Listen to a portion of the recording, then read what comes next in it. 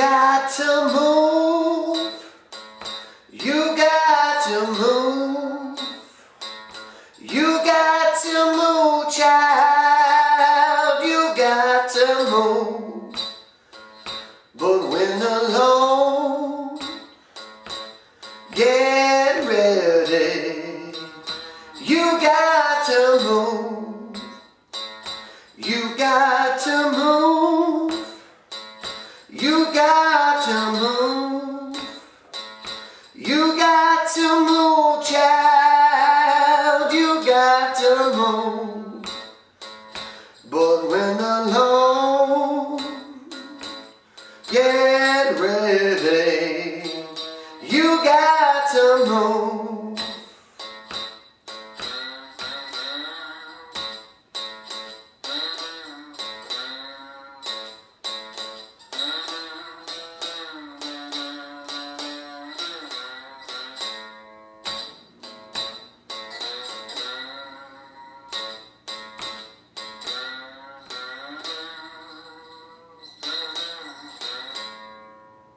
Hello, I'm John Nelson and welcome to Part 5 of my documentary on the Diddley Bow.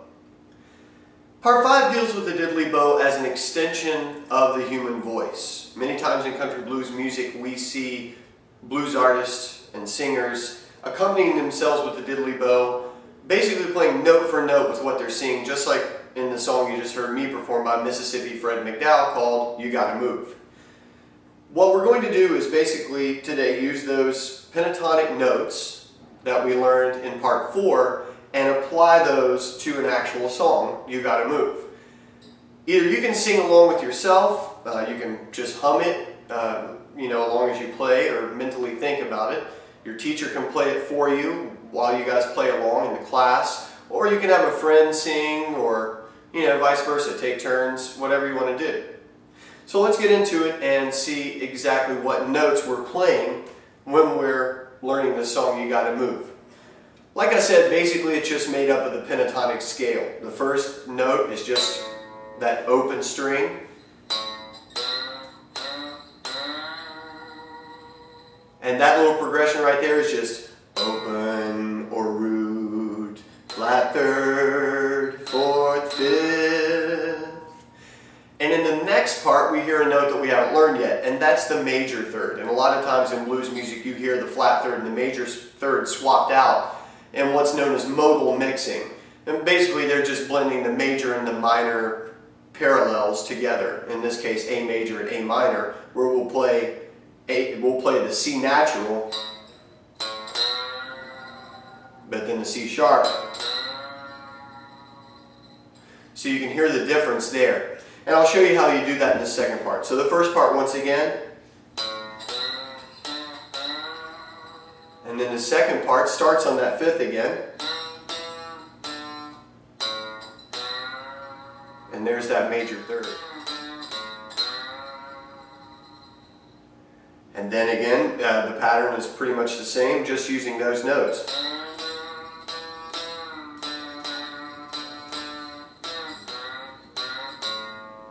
And you notice there's some pretty intricate sliding techniques I'm using, but as long as you just take it slow and kind of take it apart, you'll be able to figure it out, because really the song's just sitting around the root note, the flat third, the major third, the fourth, and the fifth. And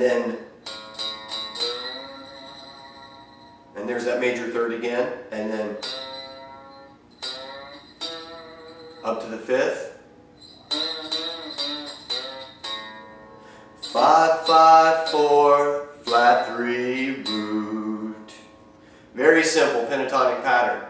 You may have noticed when I sang the refrain the second time, I came up here and played it in the octave. And this is actually where I was singing the song, is up the octave. So we're actually starting on that octave.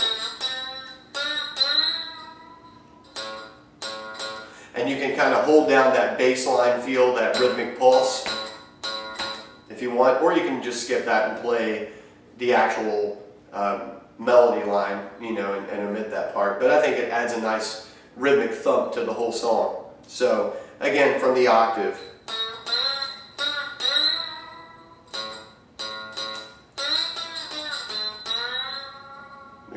third again.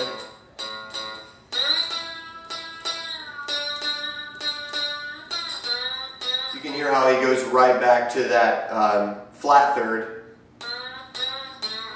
at the end of that line, and kind of alternating between the flat third and the major third. Now, this is the really cool part about going up the octave, is you can actually use notes below the root note, which is now at our octave, to kind of, well, it doesn't kind of do it, it directly mimics what you're singing. If you go down to the fifth,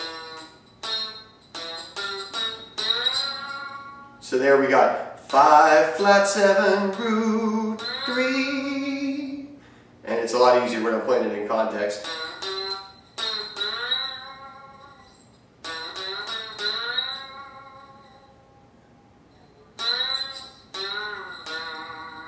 And you can hear how I'm now using parts of that lower octave to fill in, you know, what I was originally playing as.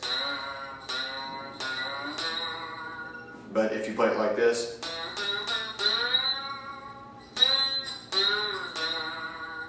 it's a little nicer, a little more with what you're singing. And then you can slide back up here. Now that's a kind of tricky move. And you can see I'm actually sliding down to that fourth without picking. In guitar, that's known as like a hammer-on or a pull-off. This would be a pull-off because we're actually going down a note.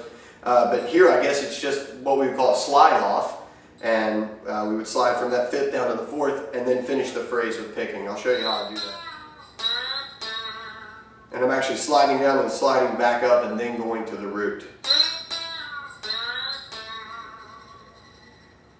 So let's put it all together again, and I will show you the lower octave and then the upper octave.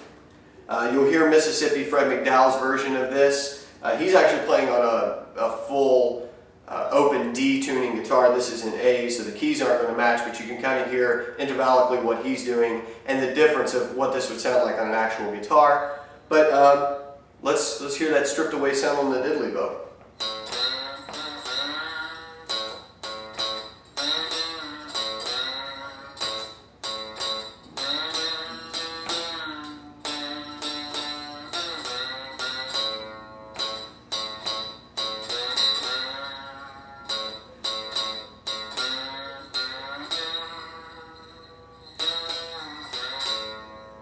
Then we go up. You got to move.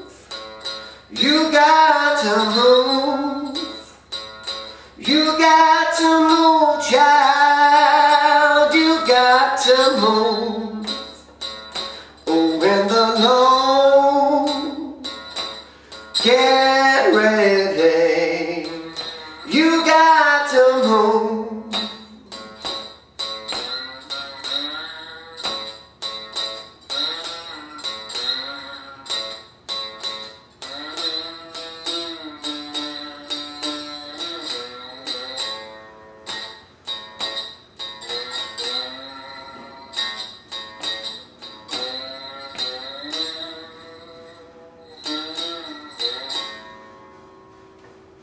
Take your time with this, do just what we did, pick it apart, take it section by section, realize the scale you're playing in, the pentatonic scale. If you can make that association, it makes learning songs a lot easier. In part 6, we're going to see how the Diddley Bow accompanies the voice. So you're not going to be playing the exact same thing you're singing. It's a little more difficult, but it's pretty cool, you know, in its own way. So we'll see you in part 6.